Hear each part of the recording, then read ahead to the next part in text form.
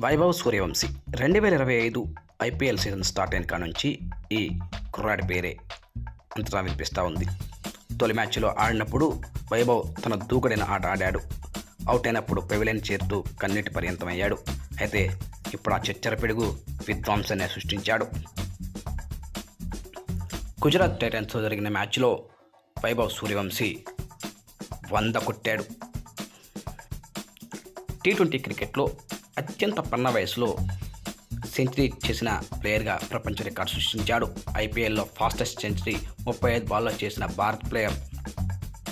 ఐపీఎల్లో సెంచరీ చేసిన అతి పిన్న వయస్కుడు. ఈ టోర్నీలో ఒకే ఇన్నింగ్స్లో అత్యధిక సిక్స్లు బాదిన Bharat player Murali Vijay Chennai Super Kings record సమం.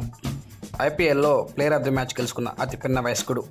ఐపీఎల్ చరిత్రలో 2 వేగవంతమైన సెంచరీ చేసిన వ్యక్తి వైభవ్ సూర్యవంశీ.